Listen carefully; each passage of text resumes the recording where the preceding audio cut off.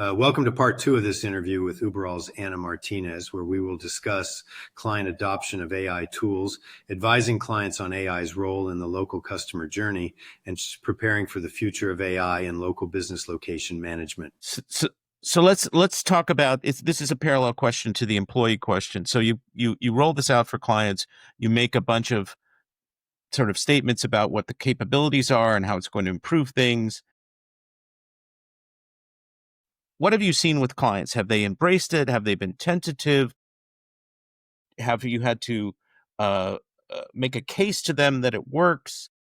Well, how has that gone? Because that's a sort of the same kind of thing. And I would add to that ROI, given the costs of the tokens being layered on top of this. How do you recover that? Yeah. So for now, we're not charging for Ubi or anything. We're literally focusing on adoption and showing value first. So that's a question or it's a conversation that in general we don't have with clients yet, but we do have the conversation about adopting and how useful Ubi is for them.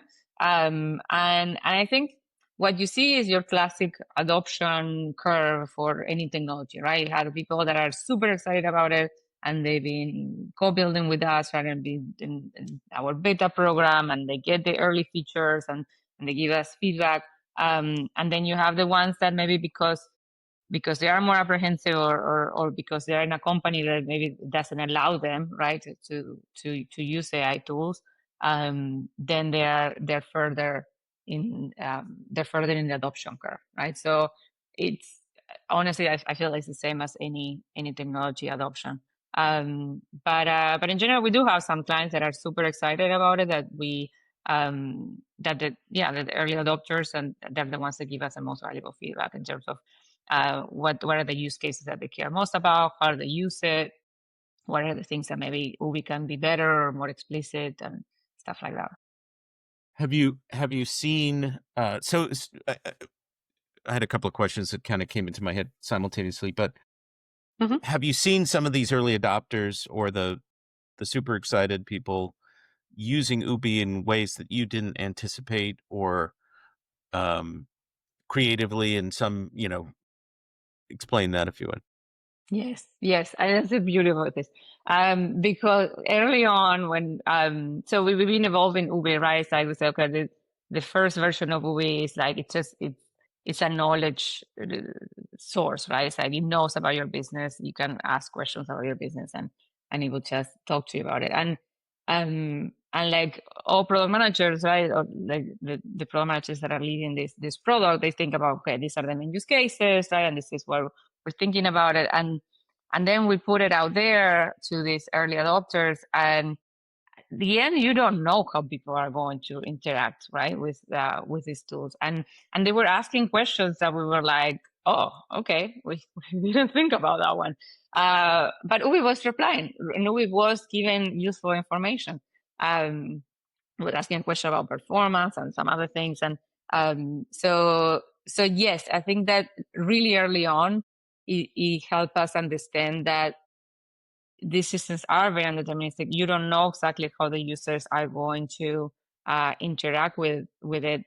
It's different than when you're building a funnel, right, or some sort of workflow that is very prescriptive, and you need to think how to test for that, right, and how, and that's why I think these eval systems that are constantly monitoring and tracing everything becomes really important, because you might not catch everything before you roll out something, and you need to be able to react in real time.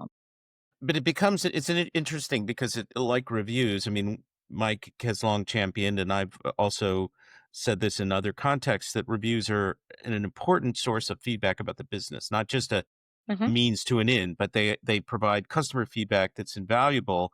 And this is kind of a similar thing. You're not getting reviews, but you're getting questions that indicate maybe product gaps or new directions for the product to go, right? And that's not feedback you might have had with the same degree of visibility in the past. Yeah, absolutely. And it also might tell you like, oh, we're actually showing this, but people are not getting it, right? So then we need to change how maybe we visualize the data, or maybe how, or where we surface it, right?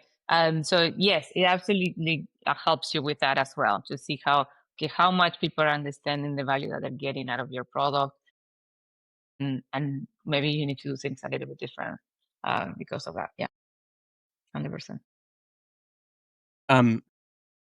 So let's turn to the topic of Uberall's position in the market and differentiation. So everybody and their brother, all of Uberall's competitors, which we don't need to name, but there are a number of them, all have AI integrated to varying degrees, right? So you know, initially when AI sort of came onto the scene, everybody was embracing it, and you got a lot of press releases and people making all kinds of claims about our product is AI powered and so on and so forth. And one of the most difficult things for a B2B buyer to do is to differentiate all these SaaS products, all these tools that are out there. It's a very difficult process. You know, there's a lot of information, but there's still a lot of effort that has to go into it. How do you talk about what you've done internally with AI and Ubi and client performance in a way that um, you know, makes Uberall stand out, or surfaces the unique parts of your AI integration that you think are truly different? Because I've talked to a whole bunch of companies and they all say kind of the same thing. And people will make claims like, we're this far out in advance of these other guys, and nobody does this other thing that we do. And that's just routine. And do you see how do you differentiate, and do you see buyers paying attention to that? Do buyers care about the AI dimension of all of I this? think, yeah, I think many buyers care. I think it obviously depends on some, I think in North America, maybe more than in EMEA for now, but I think it's catching up really fast in EMEA as well, depending on the vertical, and depending on the type of client. So yes, definitely people are asking. They're also asking about AI search and how if they should care about AI search at all, right? Those sort of questions. Maybe I'll give you an answer that probably is the same answer that everybody gives you, but the way how I think about differentiation is kind of the framework that I talk about, right? So we think about outcomes first, right? So don't follow the shiny new AI feature that is coming up. Think about, okay, what are your outcomes? What are you trying to achieve? And what is the platform that helps you do that in the most efficient and best way? With and without AI, because maybe you don't need AI for everything. I think our AI is, I haven't seen, I mean, I've seen a lot of companies making claims that they have 10 agents, 3 agents, a bunch of agents that do a lot of things. I think the way how we're, that we're thinking about it, that we're really abstracting as much of the complexity on AI as much as possible. So it's not, again, it's not about you thinking of AI. AI is kind of like a way of getting something done more than the end goal itself. Um, so I haven't seen that in the market or in our competitors as much, right? It's like, and then think about it, it's like if they have so many agents, is that because they're going to charge you a different one for each, right? So how you're thinking about the value that those agents provide, and also how do you, I think what we can do with the way how we architected our system is like you can create the synergies. I mean, for so long everybody has talked in location marketing about the synergies between everything that we do. Well, AI can, if it sees a good review, it can maybe create a social post out of it, right? Or if there is a great photo that comes out of some social campaign, you can put it in your business description, right? And it can start, again, blurring the lines between how all these things connect to each other. So I think we orchestrated things in a way that it can do that and reduces the complexity. And then on top of that, then we have this LPS and LPO framework that is all about outcomes, right?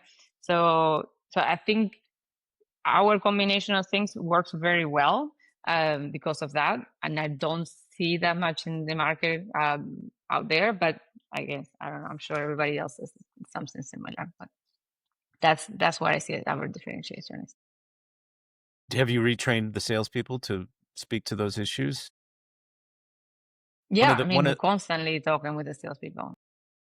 I mean, one of the challenges historically in organizations is that there's some proposition that exists upstream, and by the time it gets down to the sales level, you've got something it's like a telephone game, something that sort of vaguely resembles what was, what you're talking about up here, but it's not articulated in as an effective manner as you would, you can't be on all these sales calls. I'm sure you could be very convincing and persuasive, but you've got to create a sort of an army of people who are mostly sufficient in talking about all of this, and can talk about it with confidence.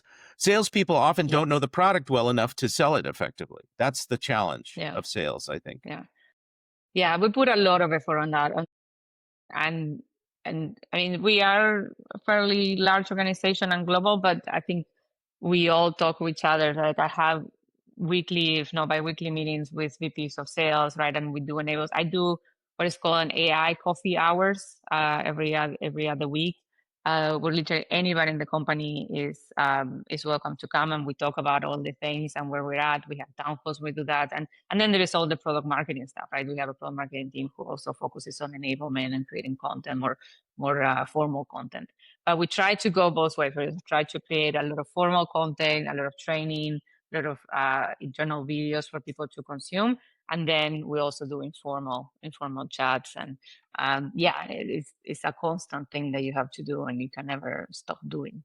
Well, so let's turn to the broader market a little bit. As a kind of segue into that conversation, you're encountering customers and prospects that have varying levels of sophistication about AI, obviously. Mm-hmm. What would you say generally about the market, if you can characterize it? Like, everybody's concerned about AI visibility these days, but they don't necessarily know very much about it or what the relationship between Google and AI is. I mean, what are you seeing out there in terms of sophistication about these topics? Yeah. In general, I would say not much. I mean, definitely everybody wants to know what's going on. Everybody wants to tell me how much should I care about this or not care about this. And everybody's trying to figure out, okay, what should I do about it? So, and again, depending on where you're at, and depending the sophistication of the marketing teams, it might be more or less of a priority, or depending on the market that they live in, and the conditions they live in, it becomes more or less of a priority. But for sure, everybody wants to kind of know or have an answer for it. So it's definitely coming up in conversations a lot. And we've been working quite a bit on it. I think the first step is always like with local SEO, right? The first step is like, well, where am I standing, right? What is, what in a way, like local SEO, you talk about your visibility. It's like, well, am I being visible on AI searches, right? If people make any sort of remote prompt that has some sort of local intent related to my business, am I showing up? Am I being recommended, right? Because the big difference is with local SEO, or somebody searching in Google, searching on a map. Sure, you rank, where you're ranking, but at the end, there's a lot of links there that you can go to. When you're asking ChatGPT, or when you're asking, even in the AI mode of Gemini, right? In many cases, it recommends it for you, right? Or it gives you 3 choices, right? So things become a lot more limited. So first it's like, okay, am I showing up in anything that I care about showing up? So you should monitor that. And then after you monitor and you know where you're standing, is, okay, what can I do about it, right? Are there anything that I can do to improve this, how the LLMs, the sentiment of the LLMs against my business or stuff like that. So those conversations are happening all the time. Mike, I'm sensing I can keep going, but I'm sensing you want to ask a question. So we've been doing consumer behavior research where we've sort of been watching how they behave on search. And what we're seeing is 2 things. One is AIOs are showing up. This is Google, right? Not Google okay. versus ChatGPT, but on Google. So longer queries, 6 words and more with local intent, often will surface an AIO. whereas shorter queries with local intent will often just surface LSAs and local pack. So not that you never see AIOs on the shorter queries, but you see them much less. And what we're seeing is that AIOs are not being used for full funnel activities generally, like less than 1%, and they're not being used to pick a business. They are informing the users that they're in the right area, and users then go on to do what they did before. Not that that behavior will always be that way, but that's what we're seeing. So I'm curious if you guys are what you are seeing in your analysis, if you're doing anything similar. And so we don't see AIOs as stealing clicks at the moment. Now, there is a divergence in the market between impressions and clicks, but we don't see AIOs as being the cause of that. I'm just curious if you're seeing what you're seeing, how you're dealing with it, how you're explaining it, if you're going that deep or not. Yeah. So, I mean, I don't know if you've seen it, but the Cloudflare CEO was talking something related about that, about like how really both Google and ChatGPT, they're crawling more than ever the web, right? But really the traffic that you get to sites is going down in certain cases, right? So I think there were some stat that he had that is like 6 months ago for 250 pages created by ChatGPT, you have one website visit. Now it's like 1,500 pages scripts, right? So traffic is going down. But as you said, I mean, that doesn't mean it's kind of like the user journeys are changing, right? The consumer journey is changing and it's not a funnel anymore. So, but If it ever was. If it ever was, right? If it ever was. But it's becoming definitely more complex and non-linear for sure. So sure, that I think that's just the reality. Now the question is like, what can you do about that, right? So and in what cases you can still influence that, right? Because the question is like, then is my website relevant anymore, right? Or do I care about traffic to my website? You probably maybe don't care about traffic to your website per se, but you still care about the content of that website, because the content of that website is influencing some of the recommendations or the things that are coming up in the chats that the user is doing with ChatGPT or Gemini, whatever it is. So I don't know if I answered your question, but I do think that there is a shift.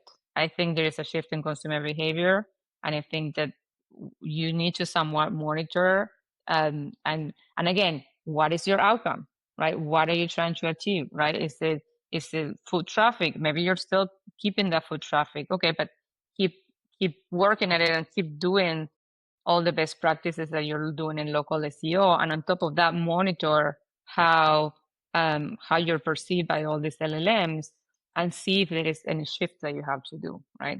And maybe today no, but maybe tomorrow yes. But if you don't know where you're standing, by the time that the result that your foot traffic dips, it's too late, right?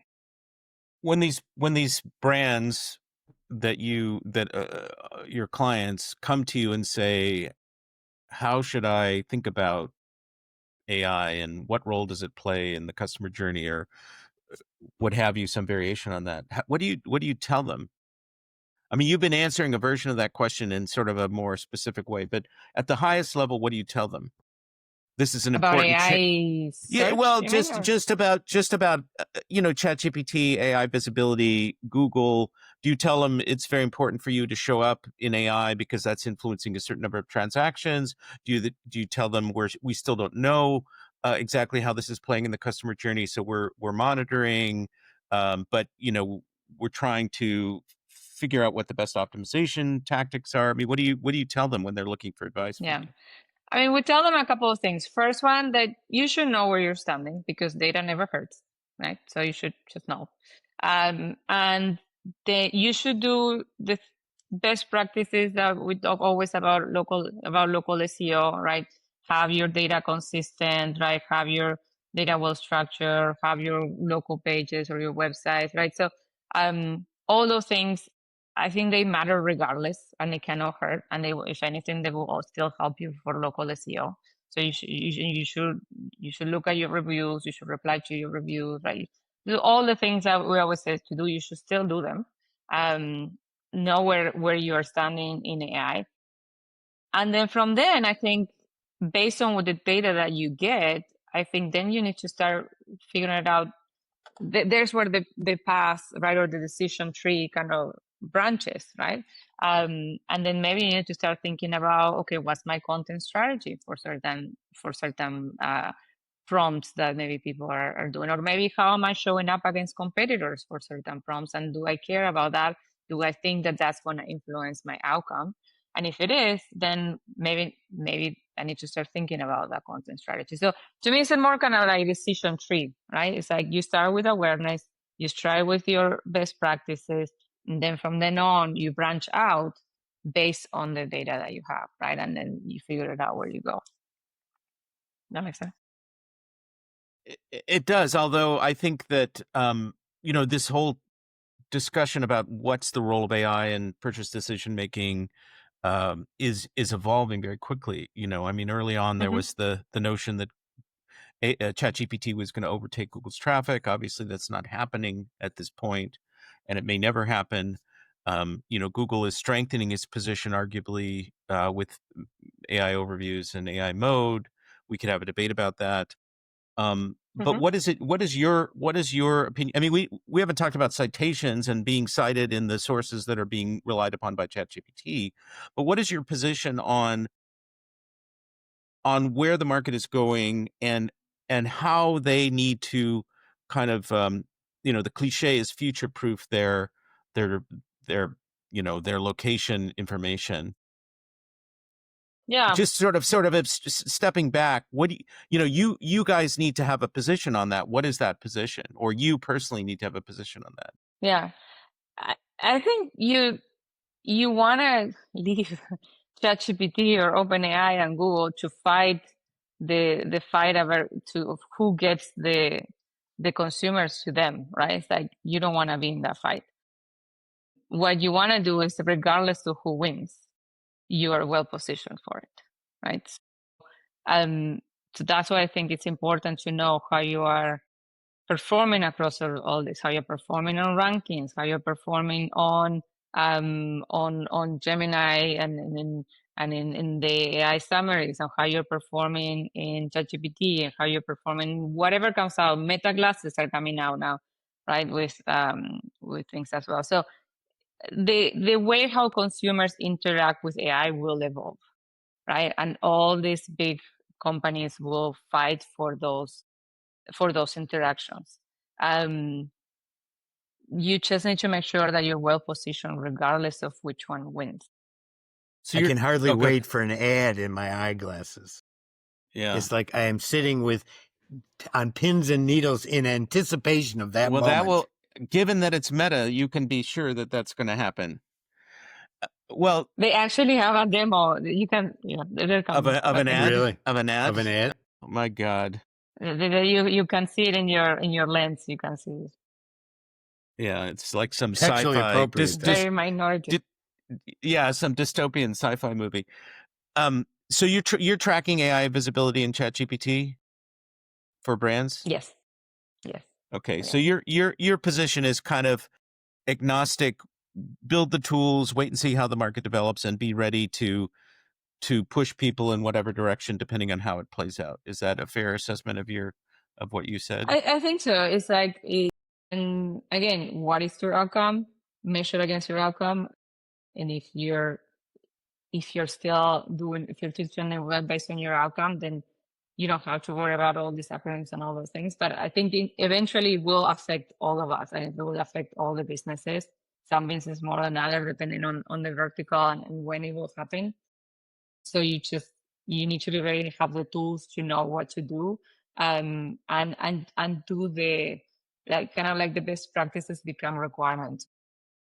You just have to make sure that that you do your basics, right, and you cover So with ChatGPT, we see a high reliance on high prominence sites like Yelp and Tripadvisor, particularly in hospitality. Yeah. Do you see, Yeah. have So you been, are you showing up there? Yeah. well, are you seeing any increase in consumer utilization in those categories, hospitality and restaurants?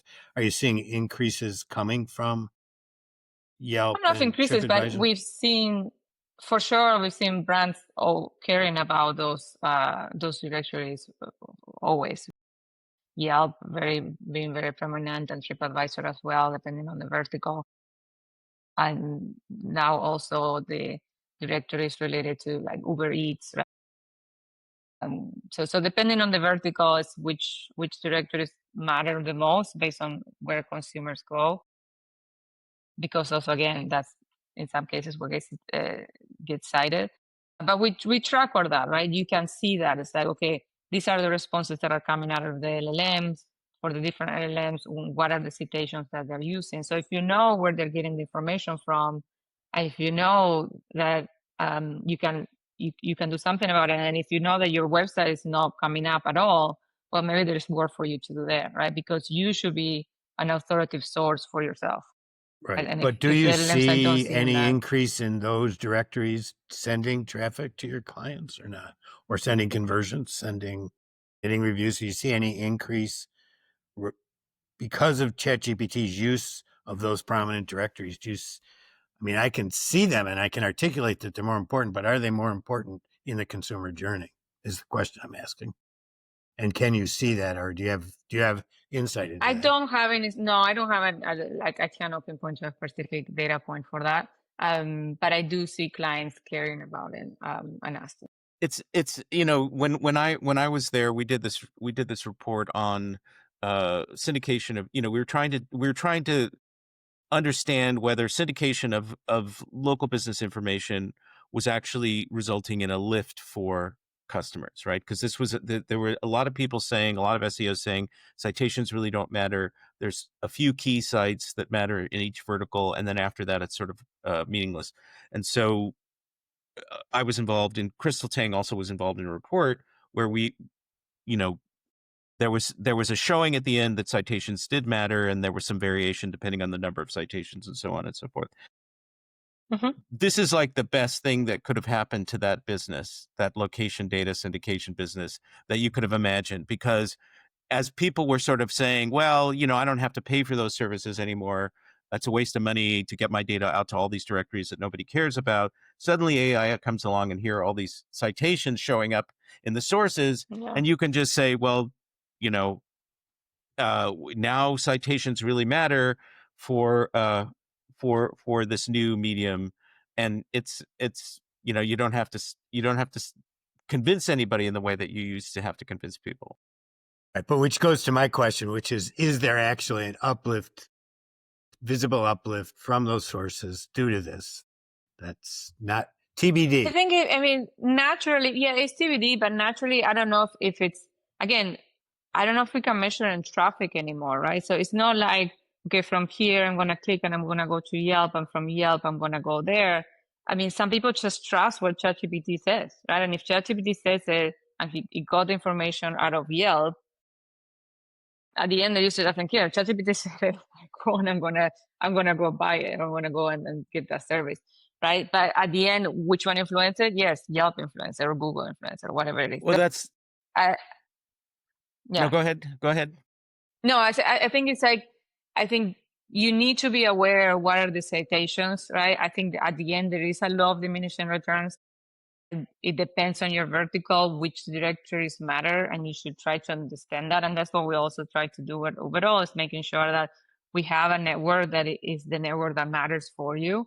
It's not just like whatever, right? It's like it's not. I don't think it's like the quantity per se, but it's a combination or a function of quantity and quality, right? So and the answer changes based on the type of business. So it's a kind of It's like the old advertising adage. 50% of my advertising works. I'm just not sure which 50%. Yeah, okay. So that's what I was going to ask. In the past, we had this illusion of precise trackability. It was never real, but people played along with the idea that we could really understand very precisely the customer journey and what was working and what was not working. And what I think has become very clear, partially because of AI, but also other things, is that at best you're going to get a kind of probabilistic view of what the customer is actually doing, because they are all over the place, and they may learn about something over here and then they go to Google to navigate to the site or read reviews. How do you deal with that uncertainty that's even more apparent now with your customers? And what are you doing to minimize that uncertainty, if anything? You're talking about building backward from the outcome, or reverse engineering from the desired outcome. Well, the desired outcome is somebody spending money or foot traffic or some sort of call, which presumably leads Hmm. to a customer. Yeah, How or are you booking or managing something. that these days? Yeah. I mean, exactly like that. It's like we track that, and with our framework of LPS and LPO, we identified, okay, what we think are those activities that will translate to that outcome. And we help you do them, right? With Ubi can do them for you, and then help you do it over time. And then you track how that translates into your outcome, right? And then by monitoring it, you can also see, okay, what is helping and what is not helping, right? But it's a little bit about like doing all the things, having awareness of where you're standing and tracking it over time, right? I don't know if there is. I think you're trying to find a specific, very deterministic answer of like you should do No, this, I'm not. but No, I don't think exactly there the is. opposite. Yeah, I'm saying, how do you manage that uncertainty with clients? Because, the internet has trained everybody for the last 25 years that they can clearly understand, maybe in some isolated cases with e-commerce, you can do that, but, that the hmm internet trained people to expect a clear deterministic ROI, Well, I think value. you should say Google trained people to do that. That Not just Google, Google, not just well, Google, but but Google primarily provided the Google. analytics, they provide the insights, that there is the inference in their data that they are the most important beginning and end of the journey. When in reality, all they were reporting on is last point of contact, and there was all the stuff that's going on before that that they don't share with us, that Facebook doesn't share with us. Right? They may know, Facebook might know because they have pixels everywhere, but we don't get to see it, and we don't really know where it's coming from. And Google has sort of relied on that to position themselves. So I would say the internet, but more specifically, that's been Google's playbook, convince you that they're providing all the traffic when we don't really know. And now I would argue that you have to understand the customer, understand where the customer is going to get information, and it's going to vary by vertical, and exactly. it's going to by demographic, by age, and other variables. And then you have to sort of do a a not exactly a shotgun strategy, but you have to, okay, my customers are over here and over here and over here. I'm a restaurant, I'm catering to, Gen Z, younger people. I need to be on TikTok, I need to be on Instagram, I need to be over here on YouTube, and then I need to have an optimized GBP profile for those people that come to look at restaurant reviews, and Yes. maybe one or two other places. And I think Yeah. that's the Not. best. Mhm. Yeah, go ahead. I said, but how do you do that at scale? And you do it Right, with AI. right, okay. And and You beat AI, it's okay. yeah, and um I think it's very challenging. It's very challenging, and we could go on and on. I don't want to go on and on because we've talked for a long time. Mike, do you have any final questions for Anna? Very interesting No, stuff. I'm all good. Thank you very much, Okay. Anna. We really But appreciate it. Thank yeah, you, guys. thank you so much for your time and your thoughts on this. It's complicated stuff, and a lot of it is very much a work in progress, but it's Yeah. interesting. It is a work in progress, but it always is. And I find it fascinating. I think we're in a very exciting time in software development in general.